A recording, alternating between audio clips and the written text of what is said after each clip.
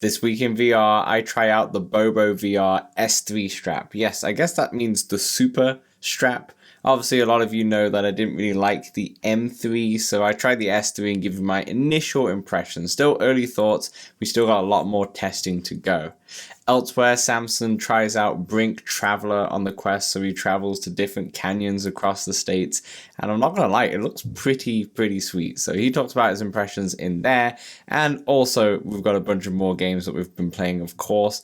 And we have update 62. Update v62 is now live. There's a bunch of features. There's a jam-packed update, so we get into that and all the news and all the games out this week and all that LTO goodness. So without further ado, let's talk Oculus. Let's Talk Oculus, a VR podcast, is proudly sponsored by the good folks at Patreon. If you want to support the show, join us on patreon.com/Let's Talk Oculus.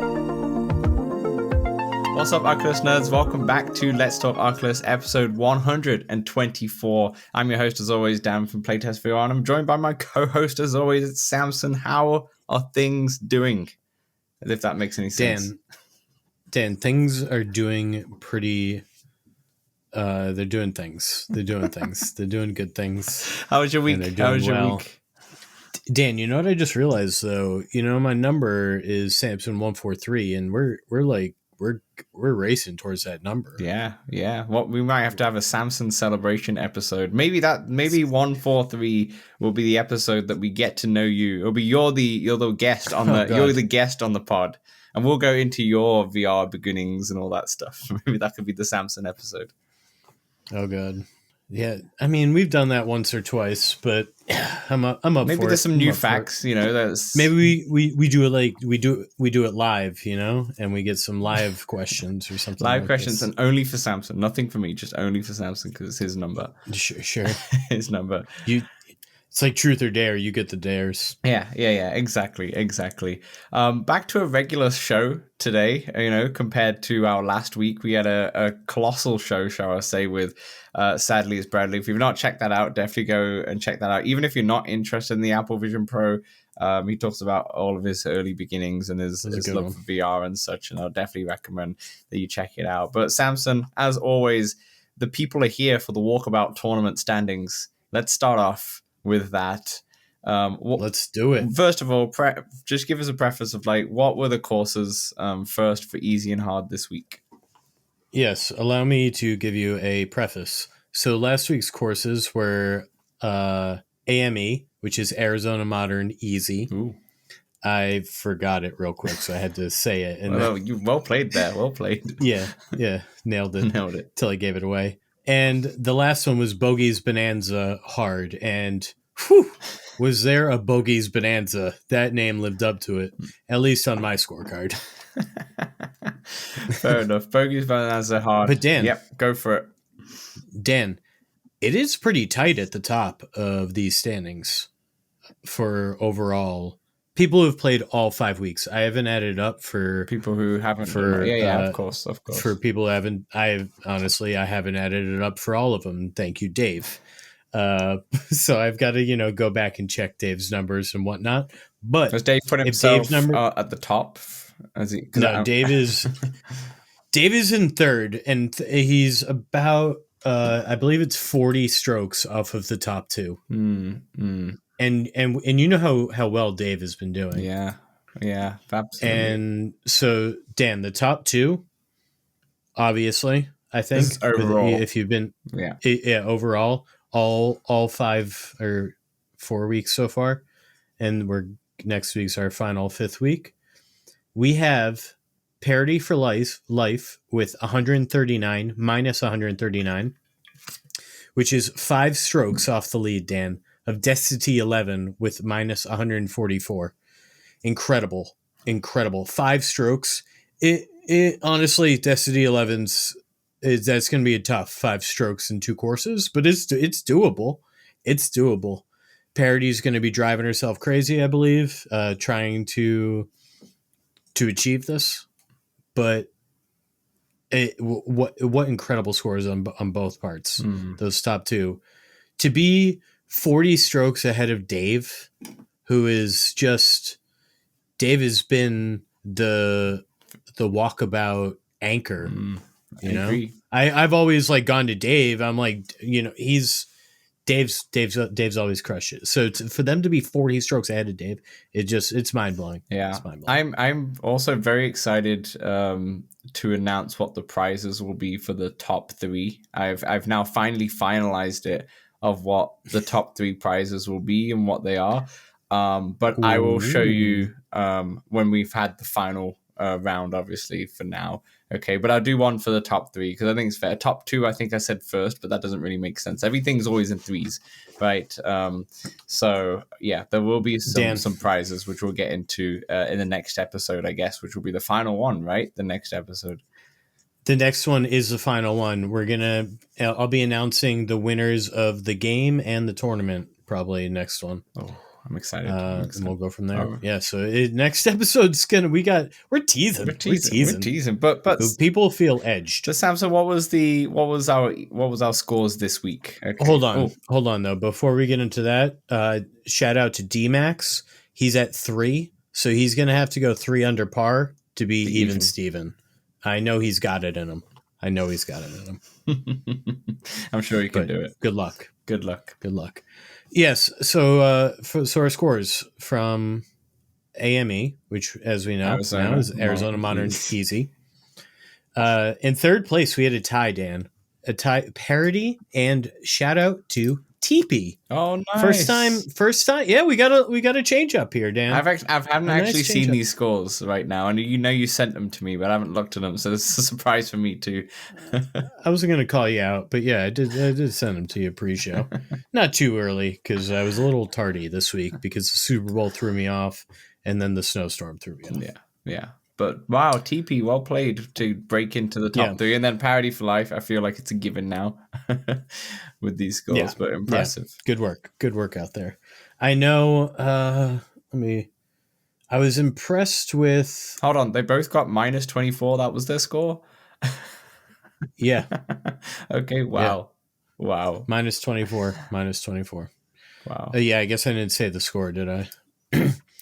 And so in second was the Rockin' Horse Brat with -25. Amazing numbers. Just incredible. I want to point out Arizona Modern Easy, the 18th hole is just a big, long straightaway, right? But you got to hit that ball straight as an arrow, as some would say.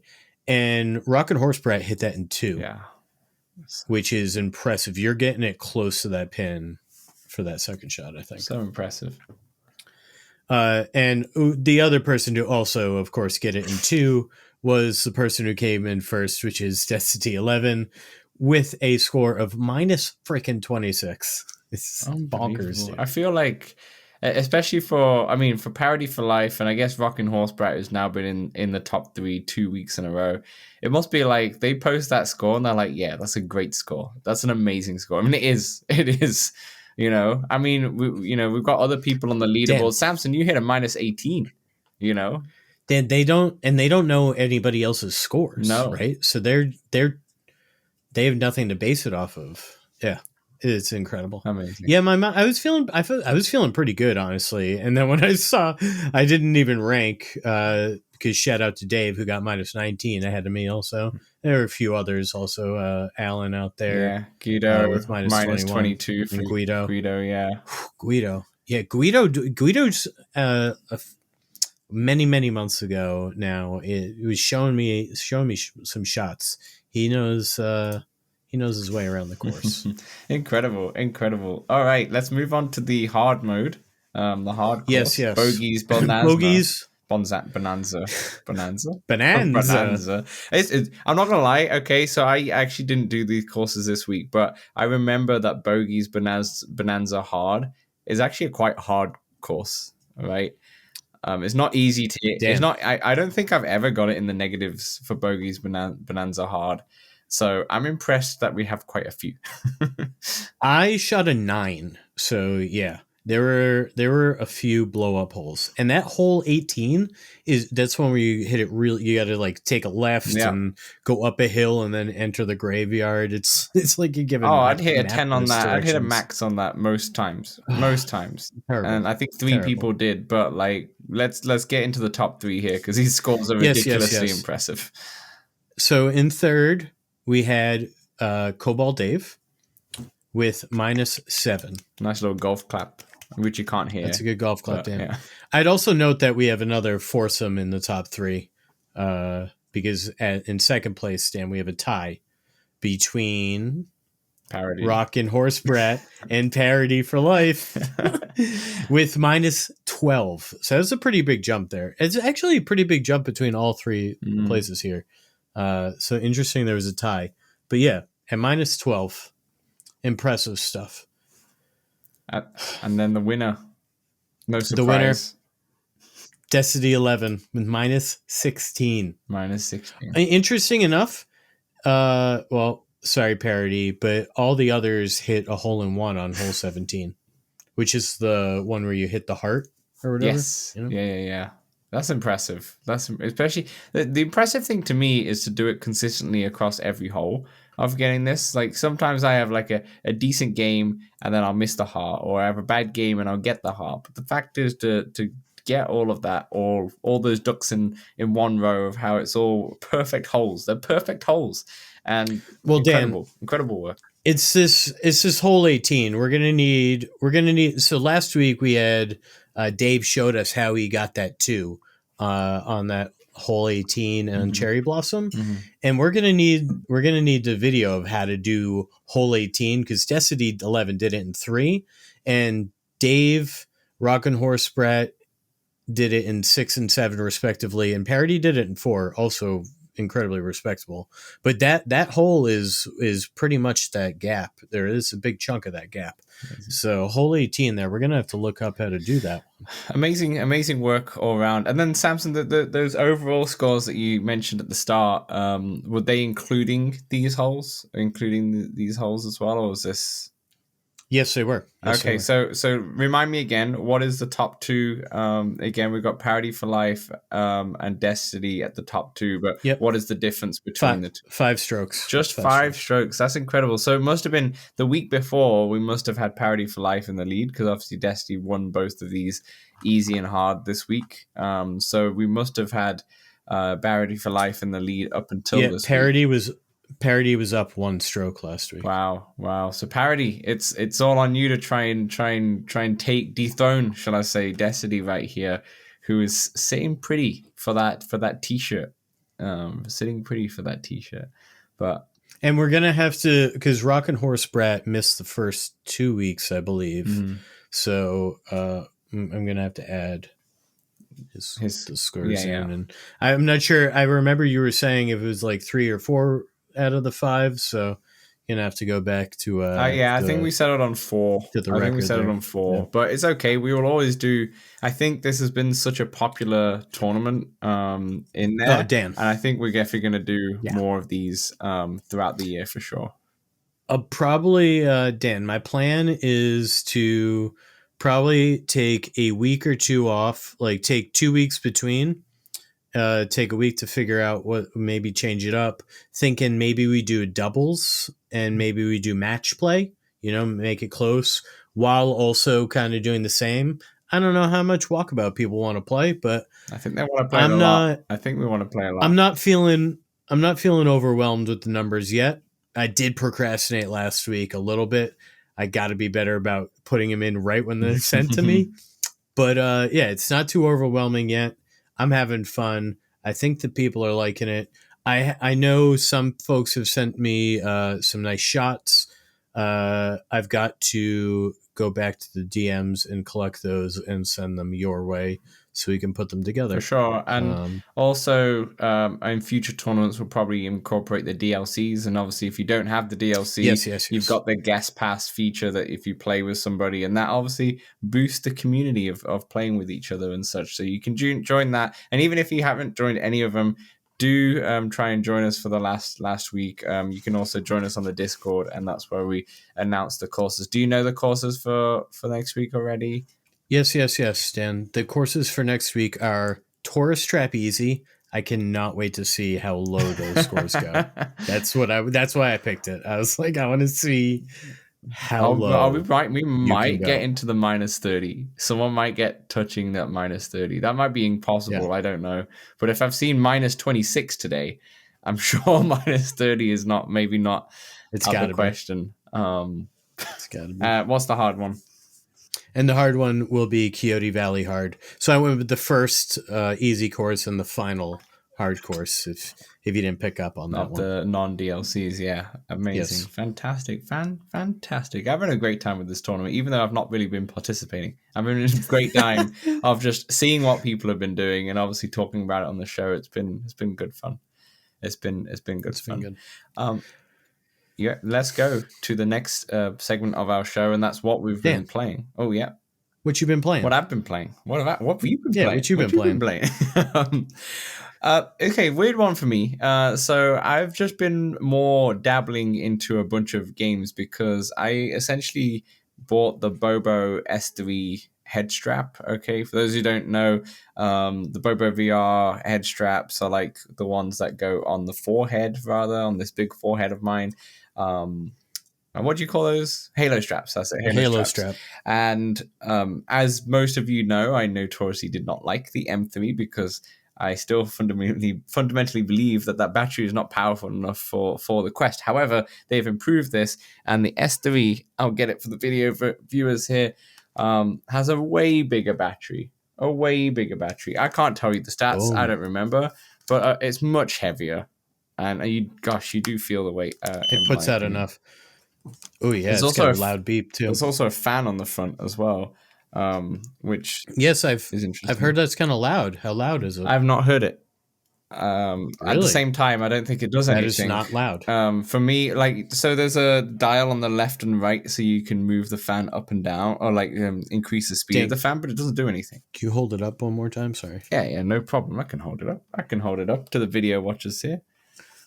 So the fan is blowing on your forehead. Yes, and it doesn't. Okay. And you don't feel it. No, and I don't know if that's because I'm using the AMVR head strap, so it's a bit of a weird fit. And I think I'll try it with a normal face strap, the stock one.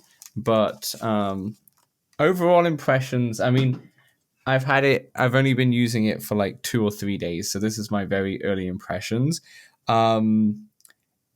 I don't know if I like Halo straps. This guy. It's not okay. So let me just preface by saying this: I did not like the BoboVR M3 for a lot of reasons. With the battery performance, with the build quality, and there's a bunch of things. And I made a YouTube video about it. You can go watch it if you want to see my actual thoughts of that. This one is way better in how it's built. It's built much sturdier. Okay, it feels solid. The battery does work. The performance is really good. I had it on yesterday. What was I playing? Oh, I was doing Synth Riders. I was trying it in a workout, and my battery was at 93% on my Quest. When I ended the workout, my battery was still on 93% on my Quest. This is after 45 minutes of being in there.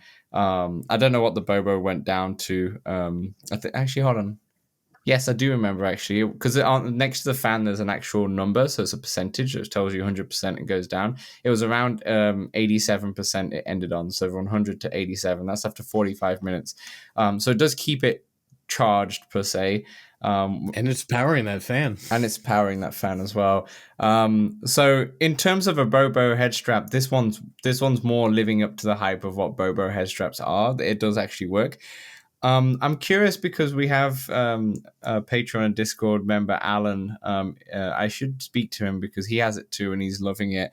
But for me, I don't know if it's because I've been so used to the Kiwi strap now, and I have the Kiwi battery strap, which is a facial strap with the battery on the back. This one just feels a much heavier strap to me on my head, overall. I don't mean just the fan seems over the top. I don't mean on my front of my head. I just mean overall what heft on my head. It just feels heavier, and I think it might be something I get used to over the time. But overall, it just feels heavy. And when I'm doing a workout in Supernatural, and I did one yesterday for 45 minutes, I was obviously sweaty and everything, but I felt like I was sweatier and hotter than normal. And I'm like, is this fan even on? I don't know what this fan's trying to do. And maybe that's the reason for the fan, why they've put that in, because it seems fairly unnecessary otherwise. But I don't know if mine's just not working or something. I can definitely feel it, like with my hand when I put it over, but I just need to do more testing on it. So far, initial impressions, it works. If you really like a Halo strap, like it does actually work. It feels like the M3. It's definitely heavier than the M3 by far, but it feels more like the M3 that actually does work, more like the M2 for the Quest 2. But I think, I'm going to continue. I'm going to continue using it for at least a couple more weeks. I just want to say, Dan, I love my M3. Yeah, so people love it, right? And but I will still use this for a while because I want to give it proper testing and put a video out for it as well. So I'm going to keep this exclusively on my Quest 3 for the next couple of weeks. So I test it and just play every game that I can with it on. But at the moment, I'm missing my Kiwi. I'm not going to lie. It's now back in the box. It's in my wardrobe, and I'm missing it at the moment. But that's the part of testing. We've got to see what it actually is like. And, it might just not be for me. Maybe the Halo strap is just not for me in the end of the day. But so we'll see. So early impressions, it's like I'm saying more in a positive sense. I just think it's more of a personal preference why I don't really like it as much as of this moment. Where with the M3... it was a lot of things that just, rubbed me the wrong way kind of thing. So, that's what I've been... well, then in terms of what I've been playing in terms of games, I've played a bit of Synth Riders with the new Electro Swing pack, which is so much fun. What you think? Really good. Really good. I should have wrote down the songs that I really like. I forgot to, actually. But there's a couple of the free songs that are actually really, really good as well. And no, I really like it. And... so I was playing that in it. I did obviously Supernatural. I actually jumped back to Assassin's Creed as well, and we did a little bit more of Assassin's Creed. And it was fun to get back into that mode. You do like a mission? You must I didn't finish the mission that I was on, but I did like a good chunk of it. I'm with Ezio at the moment. I'm only like 3 or 4 chapters left. That's all I have left. Okay. So like if I knuckled down, I would finish it this week quite easily. But we both know that's not going to happen. A few weeks. Exactly. But that's all I've been playing. And before I pass it on to you, I might as well just round it off here. In terms of save your ad level. Okay, you go. What have you been playing? Yeah. So that way I can kick it back to you, no? Let's go for it. All right, Dan. I've gotten back into Grid Legends, and I was happy to see Paradise Decay did a video on it, just trying it out on the Quest 3. And Dan, I'm still enjoying it. I'm knocking out slowly. Career mode has like tours for each car type. And it's got like a rookie. I'm only on rookie mode or whatever, but I've got 100% and like 90% on another. So I'm slowly chugging along. On them. I'm doing the electric cars right now, and they just get this funny hum. That's just electric cars. I remember seeing the electric Formula One, Formula E, because they were doing testing near my house back in the UK once, and it was just like they do a weird screeching noise as they drive. It's really weird, but that's just electric cars. I like them because in the electric races, there's boosts you can go through. So you can get 2 boosts, and then you're going real fast in the electric car. But yeah, still enjoying that. If you like racing, I think you'd probably like this one. If you're on Quest 3. Quest 2, I imagine it's still graphically crap. So I also got into, Dan, it warmed up. So before the snowstorm, it was nearly 60 degrees Fahrenheit over the weekend, and I got into Racket Club, and shout out to Brandon VR for playing a game with me. And I played some AI as well. That game's fun, man. I can't wait for the snow to melt and to warm up again, and so I can play Racket Club again. So 60 degrees sounded so much hotter to me, and then I realized it's 15 degrees Celsius. So it's still pretty hot when you're used to cold for a while, though. But that feels like shorts weather at that point. Yeah, exactly. Yeah, exactly. Yeah, fair enough. So today at work was pretty slow because of the snowstorm. I had a lot of stops closed, so I got some 11 table tennis in outside, and In the snow? before my hands Was it snowing? before my hands got. No, the snow had stopped. It was just pretty cold. It was about 0 your temperature, 32 mine. So I played the AI a little bit, and I was like, screw this, my hand's cold. I went into my car and I played Grid Legends. That's dedication right there. Yeah, I want to keep the groove in, so when I play my brother, I can smoke him because it's been at least a month since he played, so I'll really have an edge. Yeah, at least for a couple games, and then he'll start beating me again. Then we'll quit, and I'll wait for him to get bad again. Yeah, fair. That's how it works. Dan, Breachers, Friday night Breachers. Let me tell you what we did, Dan. We reached the lifetime server length of 3.5 hours ish. Whoa. Yeah, we played a lot of Breachers. Lobby was full. PSVR release has a few more friends in. Shout out to Elbert. And it's been fun, man. Also, Walkstar, incredible friggin' Breachers player. We're so much strategy is going into it, Dan. It's fun. My heart's pounding. I got my B haptics on. It is it's just a killer time. I played 3.5 hours, Dan. That's so long. That's incredible. Yeah, that's so long. Yeah. That's so I can't even do a flat game in 3.5 hours anymore. Wow. That's amazing though. Like it's great to see. I mean, when did Breachers came out? Almost a year ago, right? I think in April last year. April. And it's amazing that it's doing so well. You know, I mean, in a way, no surprise. We're not playing following it, but it's been doing so well. We're not playing Publix, you know. But it's my understanding that Publix are they got people in them. Some of them people are kids, and some of them are really sweaty. That's what the kids say for good. Oh, okay. I had no idea what you're talking about then. I was like, okay. Yeah. I figured I'd fill you in with the lingo, you know, for real. Yeah. Right.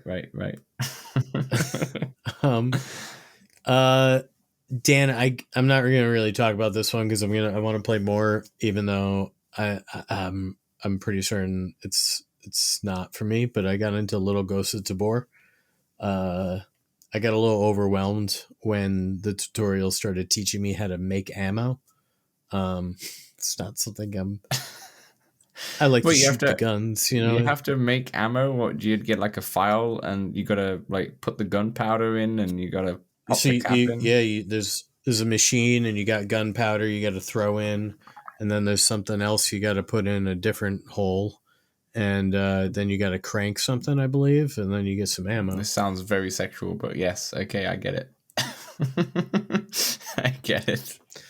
Yeah. But yeah, it's a lot, Dan. I couldn't figure out how to shoot the shotgun. I got one bullet in, and then you can put a bullet on the outside. I got that far. I couldn't figure out how to cock it, so to say.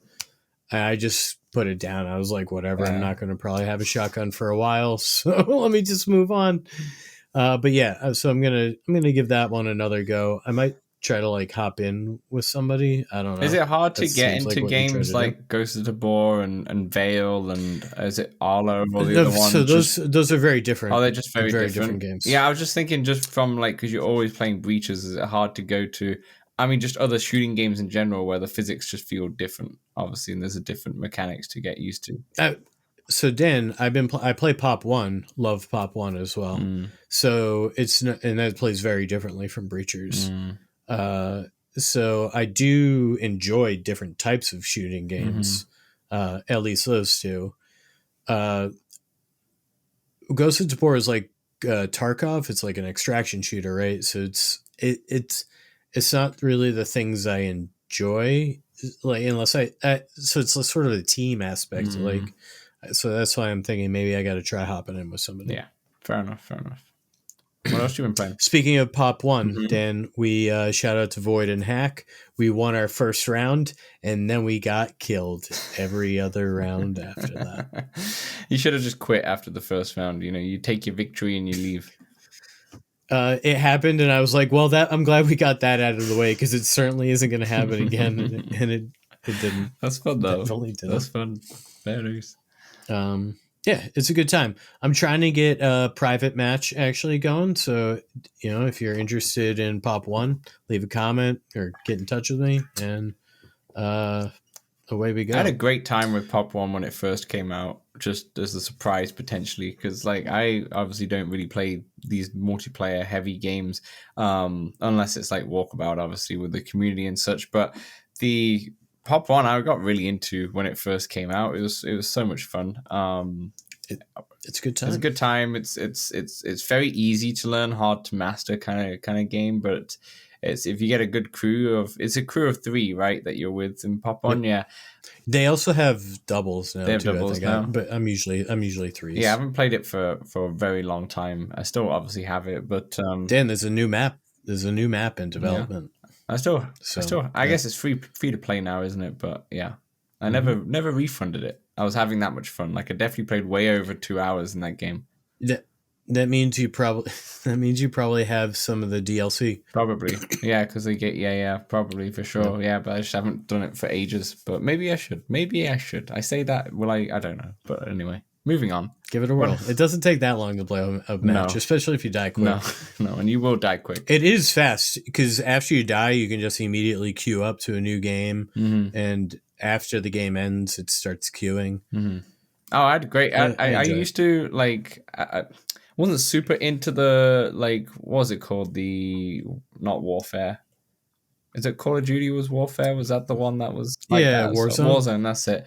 Like I get into them because it's fun. It feels I feel that tense of like if I die, I die. It's done, and that's that tense feeling of it and such. There's a revive. There's a revive in this. There's a revive, yeah. There's a revive, but overall, it's you almost won, and you're done, and that tense feeling of it. I think that's also one of the reasons why it's been so popular.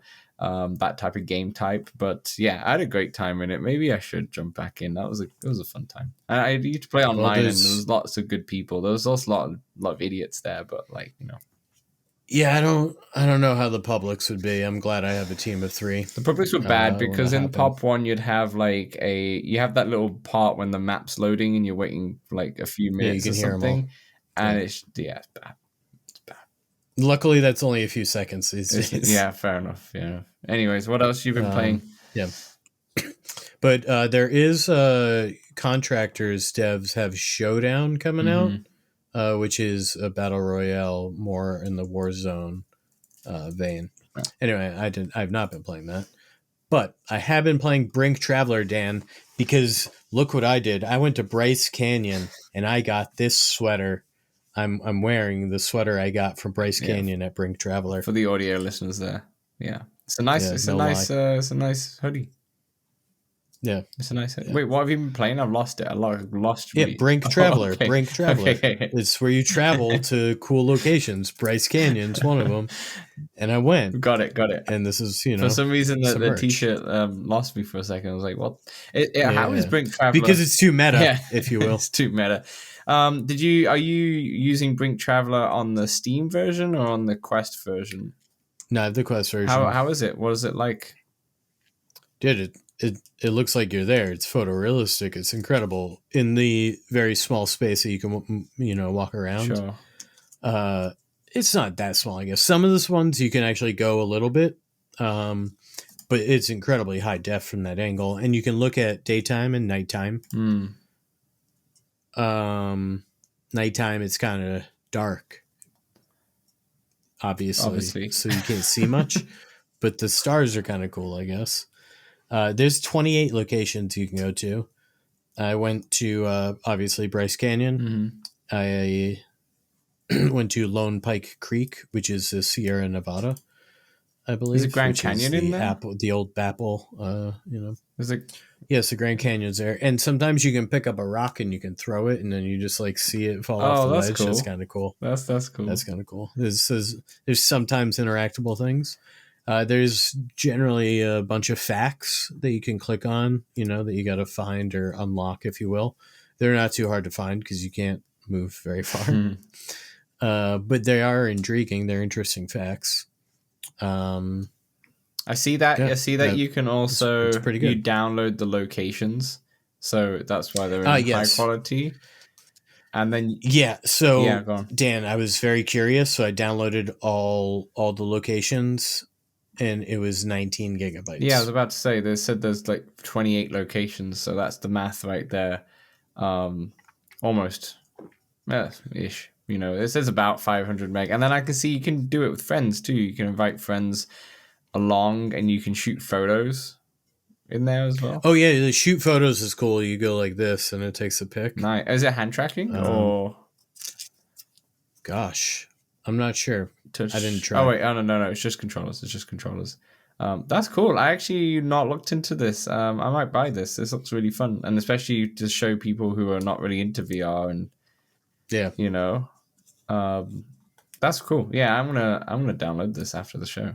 That looks really fun. Yep, and that's it. Let's do your App Lab game. Yeah, App Lab pick of the week. Because we're not dedicated. Yeah, App Lab pick of the week. I don't think either of us have really gotten into the App Lab games this week, so we'll pick one that we know. People might not know this one, but it's Dead Second. Dead Second's my App Lab pick of the week. It's more like a time crisis kind of game, if you've ever played that back on the PS1 days. Looks really polished. I think it's around $25. We had, I think Sean was the developer. I think we had him on the show. I think it was like episode 40 or something like that. Still on App Lab, unfortunately, because this game is really well polished and is really solid. Long-time listeners of the show obviously know about Dead Second, but I just wanted to put it out there because I haven't played any App Lab games this week, and I just wanted to throw it out there because if you haven't heard of it, definitely go check it out. Dead Second is a really solid game. It's $14 USD. Oh, there you go. 14, even cheaper. Well worth it. It's it's a lot of fun. It's a lot of moving. So if you don't want to move, it's tough because you got to dodge those bullets, Stan. You do. But it's fun. It's so much fun now. It's good work. How about yours? Yeah, Stan. So last Wednesday we had a Grocket game night in the LTO community. Shout out to Dave, D-Max, Parody for Life, Seaview Dimples, and Mike for hosting. Live open mic hosted, and gave those who showed up keys, and we had some fun playing some Grocket. Dan, my favorite one is still the shark with the Oh, with the shark, yeah, I like that one too. Where you get to eat the fish, that one, and the balloons where you get to pop the green balloons, and they changed it a little. They made the red balloons upside down because I guess it to make it more obvious you don't want to hit the red ones. But I like that movement of the claws. I agree. And I like the hand tracking part of it and such. It's a fun experimental kind of game in a way. There's a few fun mechanics in there. Dan. So we thought the rooms were capped at 4. We accidentally squeezed in 5, and then we just all played 6. Oh, nice. So all 6 of us played in one room. It was a good time. We had some fun. We had some laughs. I wish I remembered more, but we had a good time. It was a long while ago now. That's fair. That's very fair. So Grocket and Dead Second, games that obviously long-time listeners will know about these two. Obviously, when we had Mike on the show, not Mike, the community manager to 3 Pound Games. I forget her name, Bao, but when she was on the show about 10, 15 episodes ago, she talked a lot about Grocket as well. And sorry, the name just escapes me. I didn't write it down. Yeah, it escapes me too, and I don't want to get it wrong. Yeah. But shout out to Dave, because I do remember that Dave was first place. So shout out to Dave for getting first place. Yeah. He'll get it. It's an inside joke amongst those who played Grocket. Yeah, I don't have a clue what you're talking about. Okay, perfect. Oh, sorry. Robin Mulder was her name. Sorry. Who's the nice way to look it up? Yeah, the founder of 3 Pound Games. Yeah, I didn't want to throw that away. But yeah, Robin came on the show a few episodes ago, so definitely check out that if you want to learn more about it. It was around the 100. Mark, yeah, because I remember it was after Mike. Yeah, it was around the 100 mark. Perfect. Dan, go on. I just want to say I want to get back into Underdogs, and I bought Border Bots, and I want to give that a whirl because I did enjoy Papers, Please flat, and it's kind of like that. It's kind of a goofy, goofy game. Border Bots. Border Bots. You work when you go into the border, right, you show your passport. Basically, you're doing that. You got to check people, make sure that they're allowed in the country, wherever they're from, etc. Interesting. Yeah, it's kind of feels like a job simulator like kind of experience. Fun. Before we round off part one, I just want to mention I did see the Apple Vision Pro in Seattle. Went down on Saturday, day before Super Bowl, to have a quick look. And obviously we spoke a lot about the Vision Pro in the last episode, so I'll try not to speak too much here, but because there isn't much to say, right? We had like basically a 20-minute demo. Samson, your demo is probably almost identical to mine. Beautiful store in Seattle, by the way, in the University Village. A really nice Apple store. But nice. The few things I just wanted to mention that I really took away from that demo experience. One, there was 4 of us who went to see. Obviously, I'm the VR person. Everyone else doesn't have a VR headset before. They were roommates who. My partner came with me, and then 2 of my close friends came with me as well. In fact, it was their idea to go down, and I was like, "Of course, I want to go as well." And have they done VR? Yes. So they've done. Obviously, I know your partner has. My partner has, in terms of like playing some Walkabout. But them 2, they have played the zero latency and the like Squid games, like the locomotion ones before, but I've actually never put them in the Quest before. Just simply because I normally go around their house and I never bring it. Do they want one now? Well, okay. So I don't think they like games. They've both got PlayStation 5s, but I don't think they're like gamers, kind of VR gamers and such. Like both of them are casual. It's normally their partners who normally play games and such more than anything. Damn. But yeah, I got to tell you, I feel like the Quest is for the casual gamer. It is. Like, that's like my buddy who got one for Christmas. Like, all he does is golf, right? But this thing pays for itself. You play enough rounds of mini golf and regular golf, right? Like, I totally agree with you. I think maybe the Quest 3 might be just a little bit tad above the casual price range, but I totally agree with you. That's why the Quest 2 did so well. But what I wanted to say first, in terms of their experience, especially my partner's experience more than anything. So when we went there, she was like, you know what, I'm not really bothered, because my appointment is at 12 and hers was at 12:30, so she'd have to wait around and everyone have to wait around and such. And she was like, I'm not really bothered, like I don't mind, just because it's easier, we can just do your appointment and we'll go and have the day in Seattle and such. But everyone was like, nah, you should try it. She absolutely loved it. She couldn't believe it. She was like, I know I've tried the Quest 3, but this just feels different. And she found it comfortable. Like, she only tried it on for like 25 minutes. Okay. That's not a long enough period of time, but she didn't find it too heavy or anything. She was like, the back strap's really comfortable. And the biggest thing, and I took away this as well, they let you play this like preview where it showed a bunch of apps. So they showed like Alicia Keys stuff. It showed, you must have done it too, Samson. Like it's like a trailer, like a reel. And we both looked at the sports, seeing the soccer and the MLS and the first base and the baseball, the throw from third base. You're sitting on the first baseline, you see it come from the third base to the first base. That was incredible. And the singing was incredible, but so it's hard to tell if that's like actually going to be available to like how you watch those things, to me, or if that's just like a trailer of like, this is cool potential. You know what I'm saying? I don't know either, but like the baseball, being on first base and watching the soccer being behind the goal, that was cool. The clarity and the quality of those streams was, obviously it's just a little trailer, okay? So obviously when you're watching it might depend on your internet and all that stuff, but it looks so high quality, and it's like, I could, judging on comfort, I could easily watch a few innings in baseball with this on, or I could easily watch like maybe a half of soccer in this, and such. And we've got similar things in Quest. Obviously, we have the X Stadium, and if you're not in the States, you can get a VPN on your Quest through SideQuest and see it, because I tried it the other day. And the NBA on there is pretty cool too. That's another feature on there, right? Yeah. But when I just saw the clarity and the quality of the streams on that trailer, it was pretty impressive. So that was one of the biggest the clarity things.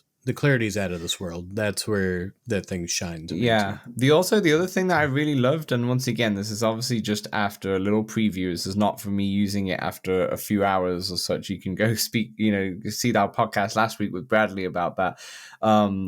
I really liked the way you interact with your eyes and just tapping with your fingers. Like, it really worked perfectly well. Obviously, there's limitations with like games and such, but like it works really well to me. Like, there was for menus and like also when you do pinch to zoom on a photo and you're looking at the person's face and you pinch to zoom, it goes into the person's face because it knows what you're looking. You're basically, your eyes are the cursor, right?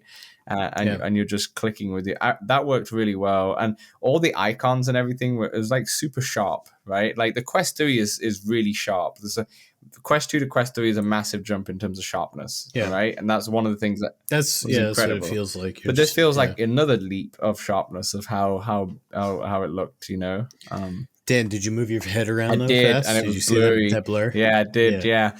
I actually forgot to check it. I just did it on purpose, and I noticed it because I was just like moving. Basically, in the demo, you're in pass through for most of it, and pass through is pretty good. It darkens the room a little bit more, but it looks really nice. Pass through, I think, is a bit better than the Quest 3, to be honest. But that was just in a little. It's not leaps and bounds. It's not leaps and bounds. No, not at all. But the when you go into immersive view, so you're in this like photorealistic environment, probably just like what you said in that last title that you mentioned. I moved my head to the left and I saw the motion blur, and that's the exact same motion blur I got when I was playing Walkabout Mini Golf on the PlayStation VR 2. And I noticed that same blur, and I was like, it's the exact same thing. Where when you play it, when you're on Quest, there's no blur whatsoever.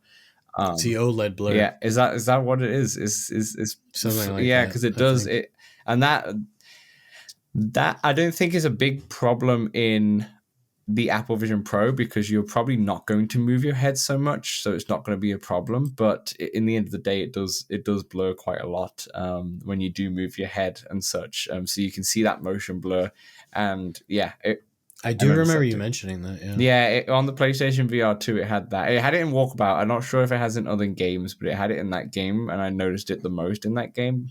Maybe because I was looking around the most. I don't know. Probably because that was the game you had the most experience with. That's true. In Quest. Yeah, that's true. So I could have something to compare to. And other thoughts. It's way smaller than I realized. The Vision Pro, like it looked really small, and I love the magnetic parts to it. And when I wore it, I had a lot of pressure on my forehead because I think I got the wrong size or something, because I felt nothing or hardly anything on my cheeks, where a lot of people say it should feel on the cheeks, but I felt it more on the forehead. Yeah, I definitely felt almost all of it on my forehead. Yeah, so I'm not sure if I wasn't wearing it properly. That's the thing, right? Like when you're in there for like 20, 25 minutes, you don't really know. But if you have it for a few hours, you could really move it around and such. I do love the strap though. I love how it feels and looks, and it's so easy. And the person showed me how to take it off and put it on. And it's really cool.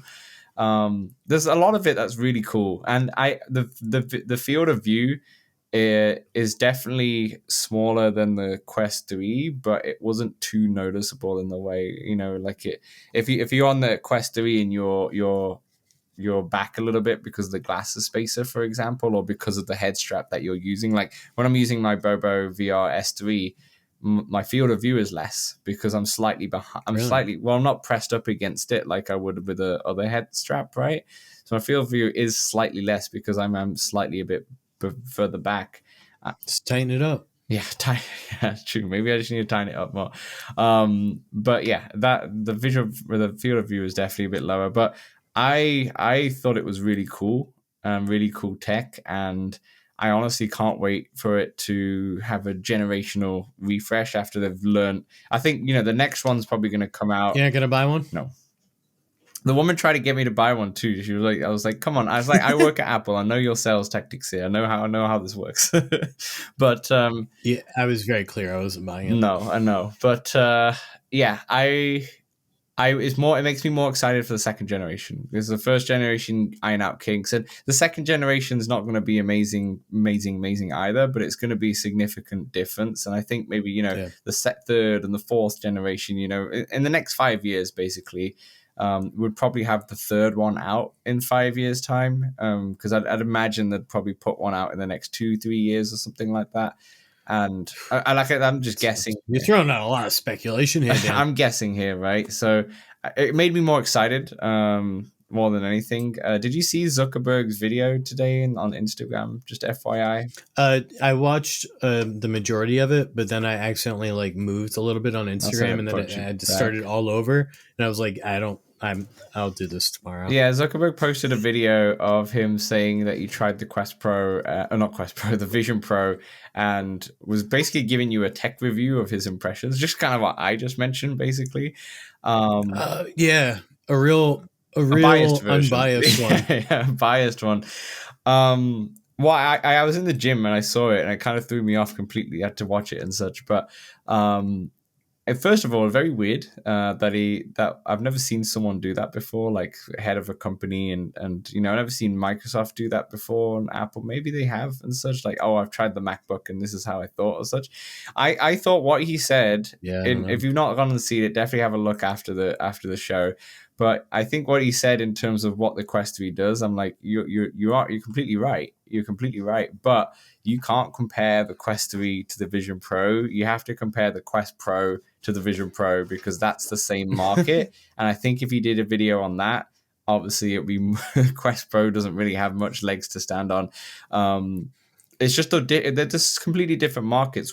The Quest 3, in the end of the day, is a gaming system more than anything. And sure, you can do other things on it for sure, but you can do that on the gaming PC too. Of course, you can do other things, but if you've got a gaming PC, you most likely is because you're playing games on it, right? And the Quest 3 is definitely more of a gaming device that you can do other things on.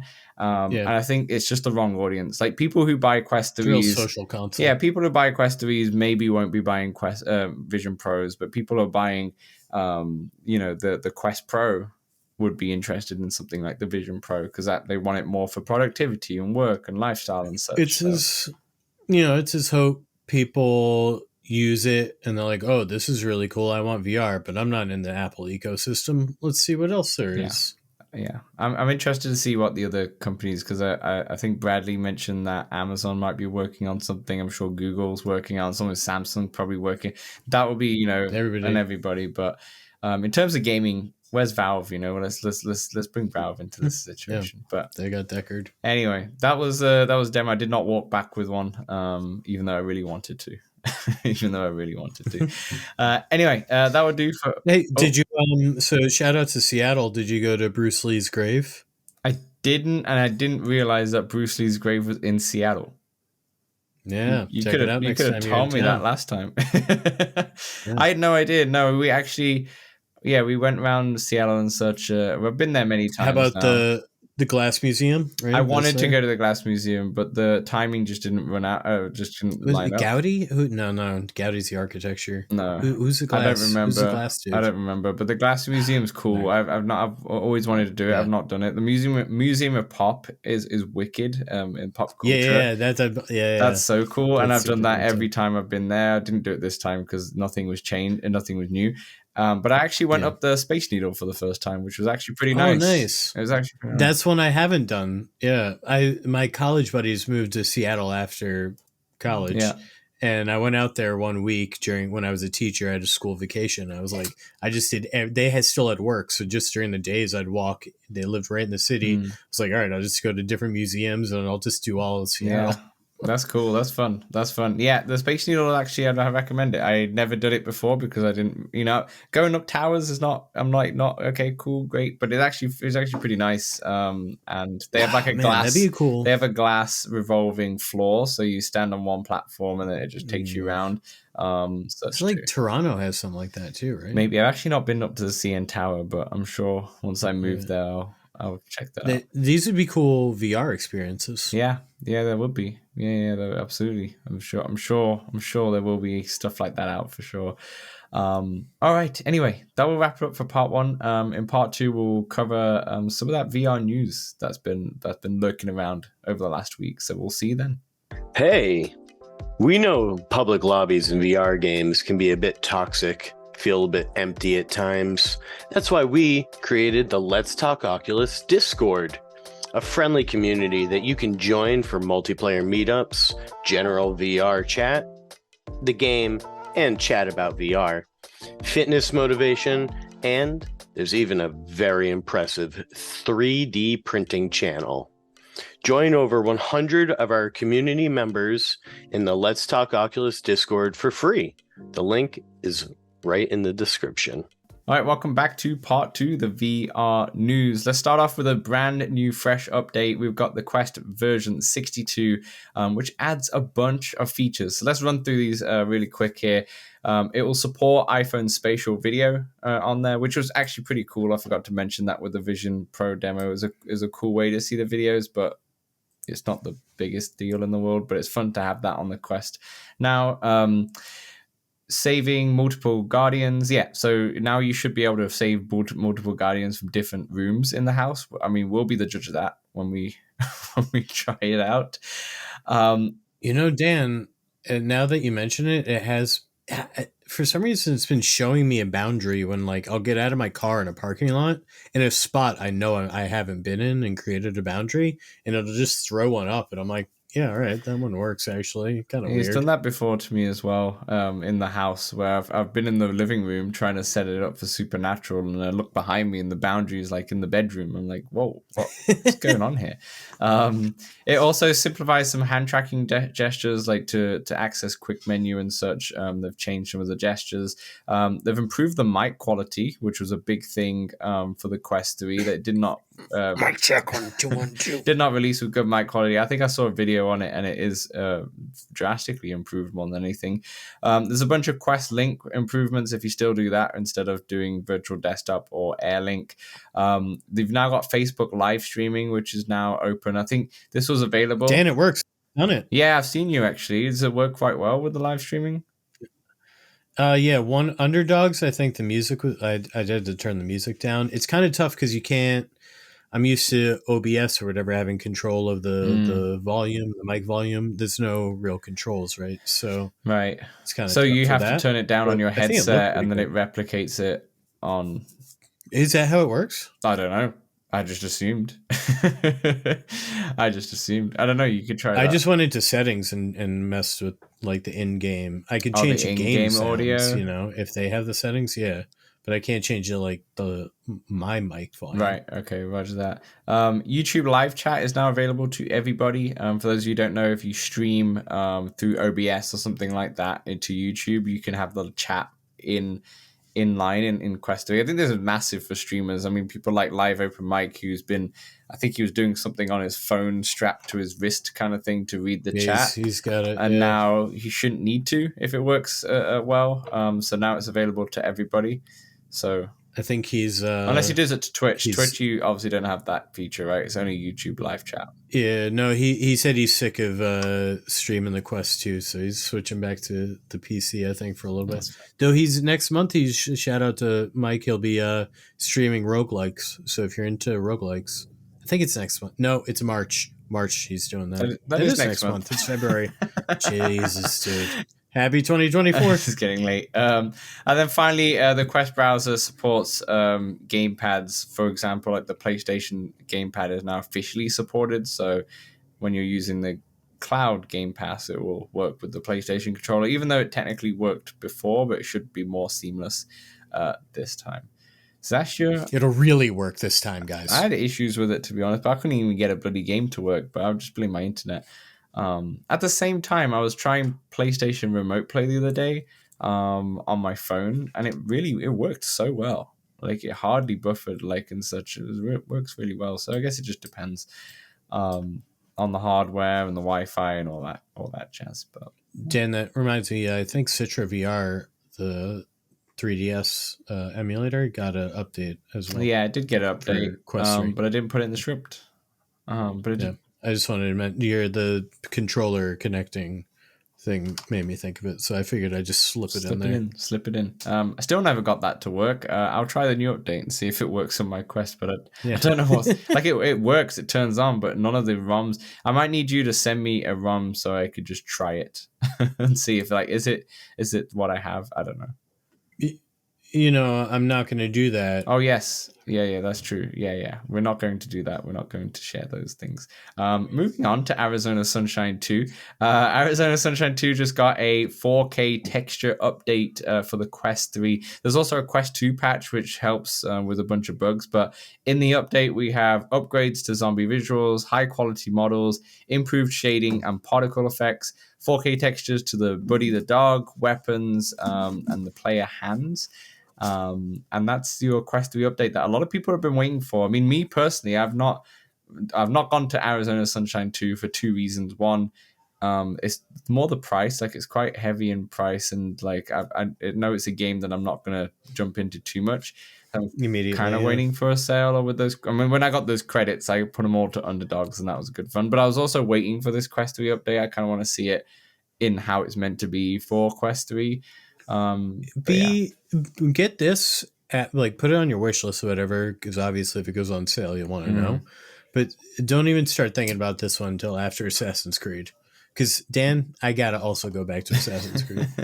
You're very much but right. I'm not you going to played I'm have not you going got to, Assassin's Sunshine? Did you get it on Steam? I have it on Steam, but I also haven't played it. Yeah, fair enough. It's just too many. I've still not even played the bloody Asgard's Wrath, but never mind. Dan, I forgot a game I hopped into too, but I didn't hop into it too long, so I'll talk about it next week. Okay, Anyway, all right, fair enough. let's move right along. Bit of disappointing news for Assassin's Creed fans. So, Assassin's Creed Nexus VR sales have been a little bit disappointing. That it was said by a Ubisoft rep, which I did not write the name for, so ignore that. But I will read out the quote that he said. He says, "We have been a bit disappointed by what we are able to achieve with VR with Assassin's Creed. It did okay, and it continues to sell, but we thought it will sell more. So we're not increasing our investment on VR at the moment because it needs to take off. We have been very impressed with what Apple came up with, and we think it's fantastic hardware. But we continue to look at this VR business as something that has that we have to look at, but not to invest too much in until it grows enough." And then that's Ubisoft's co-founder and CEO, Yves Guillemot. It's French. I'm missing. So I'm starting to miss out Yves? I don't know how to pronounce all the that. CEOs. I keep forgetting the names today. All the founders. Yeah. But Dan, yeah. But this is the thing. It's disappointing to whom? What you're comparing it to, right? I think the result. I think I saw over 250K it sold. That's pretty dang good for a VR game, but not if you're expecting to sell millions, right? But that's all I'm going to say. But you got to put it in perspective, right? In the perspective of all Assassin's Creed games, it looks terrible. In the perspective of VR games, it's pretty good. Yeah. That's the thing. I don't know what the Valhalla sales were. I mean, they've earned over $1 billion in revenue now. For Valhalla, maybe that's not the best example. But yeah, I think they should have known at least a little bit of this, but being a bit disappointed, I think they maybe were trying to hit that million mark potentially, or at least double or triple their actual numbers. Yeah, it's an interesting one because Assassin's Creed's done so well, but at the same time, maybe this is also in line with how the Quest 3 sold. I mean, it's on Quest 2 as well. It's the thing. Maybe it's just one of those things. I think it has more to do with how many Quest 2s and 3s are used regularly. Yeah.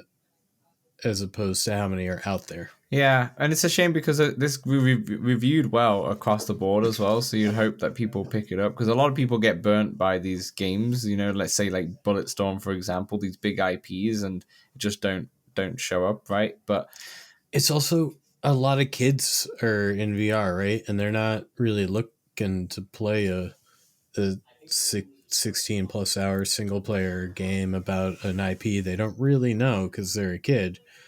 And they'd rather play Gorilla Tag for free. Yeah. Or Pop One. Yeah, and a lot of that Assassin's Creed, lots of people playing Assassin's Creed as well. The three characters they used, especially Ezio, for example, there's a lot of nostalgia to that, which is for people obviously our age and above, and anyone below, then they they may have been born after Assassin's Creed 2 came out and such. So and I didn't even play Assassin's Creed OGs, but I still have like nostalgia for it because I was paying attention to games back then. And I knew what was going on. I watched people play it, so I still like knew, the dive from the really high point, all that crap. Yeah, the leap of faith, the sneaky kills. I'm.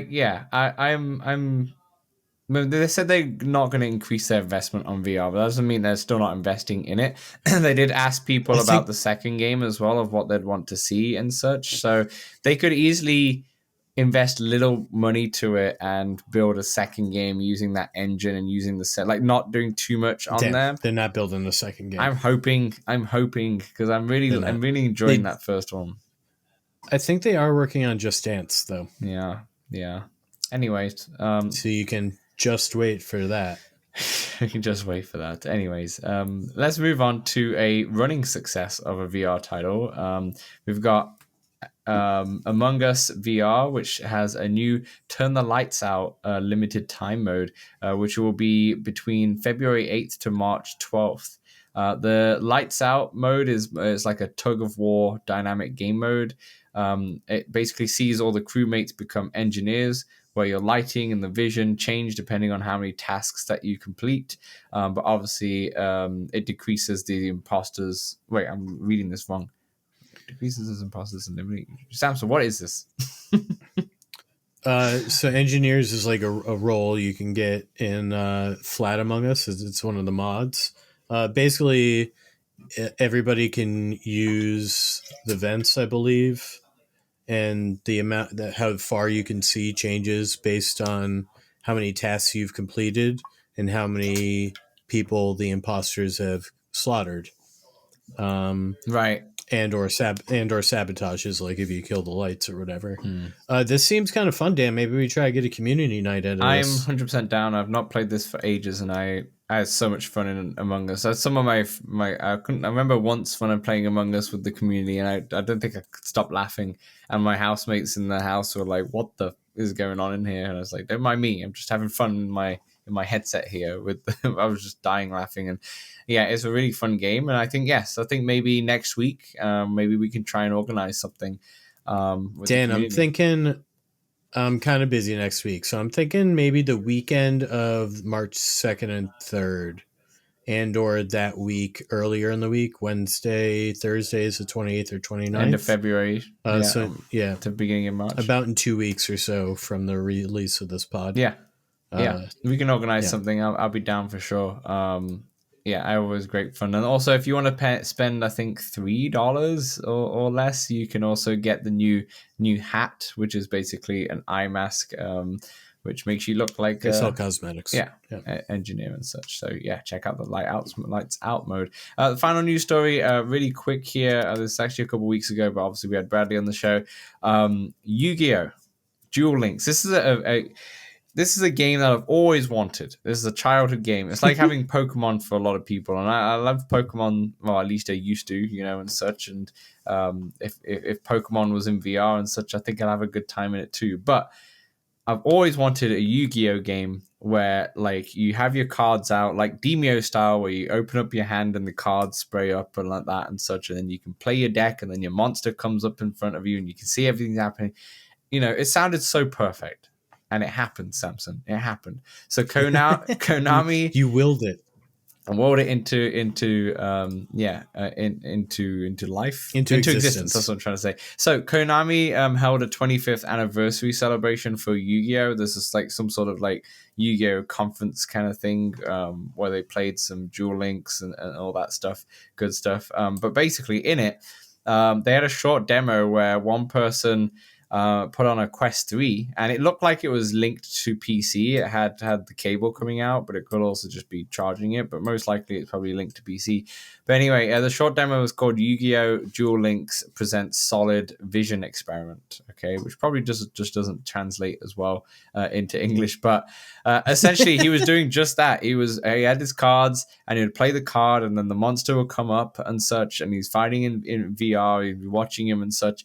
It's basically exactly what you'd want, okay? And I didn't write it down, but basically what I read is that they saw all the fan appreciation of this kind of like VR demo, because I think it was just meant to be a short thing just for the conference, just to see, just a fun thing to experiment with. Yeah, just to show it off. Yeah, it's called the Solid Vision experiment, right? And then they're like, "Oh shit, let's exactly. make it." So it looks like they are going to start developing this. Whether or not it will come to Quest 3, or it should come to Quest 3 instead of just PC, but it looks like they're developing. If it's just starting now, you're talking like Quest 4. Well, games the games take years to develop, Dan. Correct. Games take years. However, it looks like they've got something working already. So there was a prototype demo that they've got working. It was more of like a proof of concept. But yeah, that's early. Yeah, and a Konami press statement, they said the VR activation was such a success that it will continue to develop Yu-Gi-Oh games with VR and various other technologies. So yeah, I am so down and buzzing. You're buzzing? I'm buzzing. Imagine like you've got your headset on and mixed reality, the monsters come out, or you're in this arena and you duel. It reminds me of Cards and Tankards, but if Cards and Tankards had the money of Yu-Gi-Oh. Yeah. This is a I wouldn't say a wet dream, that's a bit extreme, but like this is a dream. And I know some of our listeners are also into this, so yeah, give us some Yu-Gi-Oh love in the comments if you'd love this. But anyway, that will do for our news. That's everything. That's what's been happening.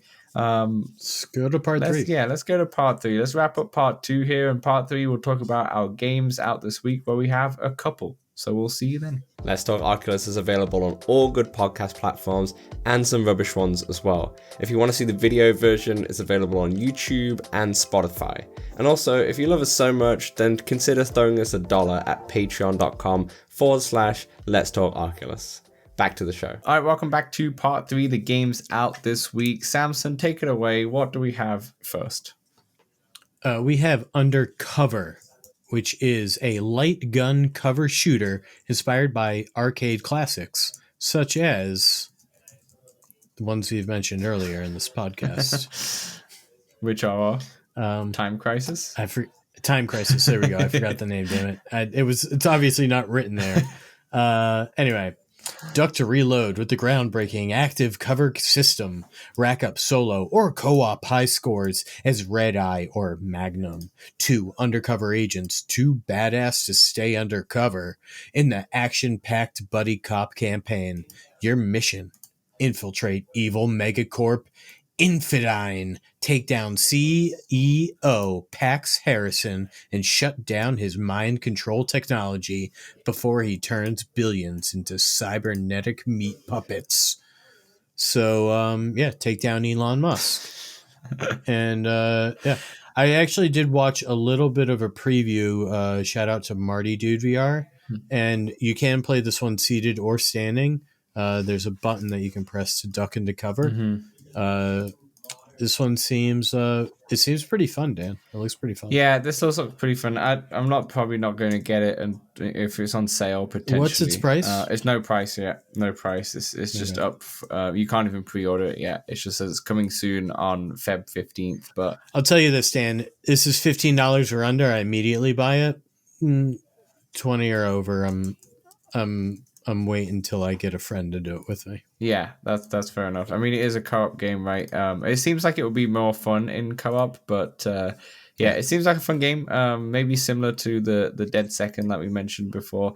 I like the trailer because it's like an arcade with the light gun, and then they bring you into the world of that arcade, which is pretty fun. But that's Undercover. What's the other game, Dan? I hope we don't sink or swim. The other game is Titanic: A Space Between. Horrors. I mean, this is in bullet point format, so bear with me here. Horrors of time travel. Become Hendrik Van Eden, a specialist who gets sent back in the Titanic in order to uncover the mysterious disappearance of a previous traveler, Diana. Slowly uncover the truth about time travel and the horrors that come along with it. An urgent escape. Get thrown into the bowels of the Titanic. and use your wits to escape the ship deck by deck. Solve countless puzzles and manipulate your environments in order to avoid the ever-rising water, not war. Utilizing a weighted physics system, interactions feel natural and diverse. And finally, top of the line graphics. Experience the Titanic in all her glory, utilizing top-level lighting and water systems through countless optimization and tricks. We've achieved a high-fidelity experience that draws parallel to PC VR experiences. Now I really want a game that's like H2O, an H2O war. It's just like the elements just fighting. In terms of graphics, if you look at the trailers, I think there's people who have already got access to this, and you can watch it on YouTube. Obviously, it's already out by the time you're listening to this, but it graphically looks really sharp. It looks really good. It does. And I kind of want to try it just to see the graphics more than anything. And also, this game, I believe, it was on App Lab. I think that's why people have played it before, but it's coming to the main store this week. But yeah, I'm not getting this one, Dan. But it's just not my thing. It looks kind of horror-y. Yeah. I'm not. A bit of claustrophobic with all the water rising, and you got to escape the boat. I'm interested in the world, right? I do like Titanic, but I don't know, Dan. I'll wait to hear what you say. I don't know if I want to play it either, to be honest. I just want to see the graphics, but I might just wait until the community play it, because I think a couple of them are gamer tag or something. I think a couple of them in our Discord are getting it, so we'll see what they say. And then I guess we've got some game collectors in our Discord, like myself. Yeah. They resonated with you, and that's why they listen to the show. We are one. We are one. Absolutely. That's pretty much our show. A much shorter show than last week. Last week we went almost 3 hours. I think it was 2 hours 60. It's 2 hours 40. It's 2 hours 60. Doesn't make any sense. 2 hours 40. This week we're looking at just over an hour, so a little bit of a shorter episode. And such. So, Samson, what are you looking forward to playing over this week before we round up the show here? Underdogs and Border Bots. And, I'll probably still get into more Grid Legends, obviously. Yeah. I'm gonna try and do a couple more chapters in Assassin's Creed at the very least. I'm waiting on that still. And now that you mentioned Dead Second too, I kind of want to hop in there. I think not the next episode that we filmed, but the episode after that, I might have played a lot more because my partner is away for a few days, and I feel like that's where I can just I can play VR no matter what anyway, but it's just easier to just if I'm you can do hubris, Dan. Let's take it one step at a time and finish Assassin's Creed first. Let's get over that hump. Let's finish that game and let's move on to some. What's the cookie game? The cookie run Dark Matter. Dude, I do want to play that. I still really want to play that, but I'm afraid to start it before I finish Assassin's Creed. So did you buy it? I have, yeah. Well, no, I got it in a giveaway. Wow. I won it in a giveaway. Okay. Congrats. So I don't know if they just saw my name and they realized that you might talk about it on the show.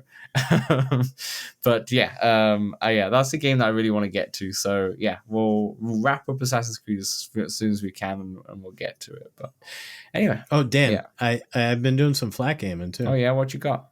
I've gotten into this game, Demon Tilt. Shout out to Void for giving me that recommendation. He knew I loved pinball, and Demon Tilt is this crazy pinball game, which basically is 3 pinball boards on top of each other, and you've got missions kind of like you would in normal pinball. It's just graphically very crazy. There's music going on, and it's a wild time. That's crazy. Time. Demon Tilt. Is it Americans into pinball like a lot? Like, do you know a lot of people who are really into pinball? I know one other person who's into pinball. The reason why I asked is that when I was in Seattle, I walked past a arcade and they just had nothing but pinball machines, and it was busy, and it was like hella busy. And then I was saying, was it a bar? No, it wasn't a bar. It was just like a pinball like we went wandering for a while, so we like kind of got lost. But there was a lot of like record shops and like cafes. But then there was this pinball place, and yeah, I was like, I think maybe Americans might be really into pinball because I know Samson is, and that's my one I've seen contact him more than anything. I've seen him at bars, like I've seen like Yeah, this wasn't a bar. Bars that thing has, pinballs. Yeah, this wasn't a bar. This was just like I'll try and figure out where the name, because I know where we went, and I'll probably find out. But yeah, it was just nothing but pinball machines. I imagine most major cities in the U.S. have at least one pinball arcade. I bet Boston has one. Probably. I doubt Providence has one, so that might be the line. Providence too small. Too small. Yeah, I'll find out the name. I'll find out the name. But anyway, that will. Oh wait, in terms of me flat gaming, I've been playing a lot of Alan Wake 2 Part 2. Nice. I've been trying. Yeah. Oh, go on. Dan, I did go back. I spent some time at the Bubbler over the weekend too, the local VR arcade. Shout out to Toye. Yeah. And yeah. Some kids were there. I got them 15 minutes. They played some Beat Saber. Nice. It was, I think, one of their first times or whatever. What are you playing on? It was cool. Is it just are you playing on? They're on the index. Yeah. Nice. Yeah. Fair enough.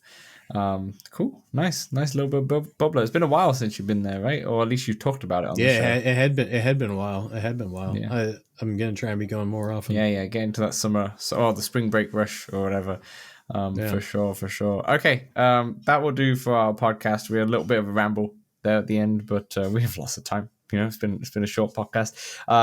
Let us know in the comments below what you guys are playing this week and such, and then obviously join us for that Walkabout final week. I'm going to definitely get into this one because the last week. So join us for that, and then the next week I will showcase these prizes. We'll showcase our winners of the Walkabout and such, and we'll probably have some news about the next one. Yeah, about the next tournament potentially. Yeah. All right, everyone. Thanks for watching. Thanks for listening. We'll see you in the Discord, and we'll see you also next week. So take care.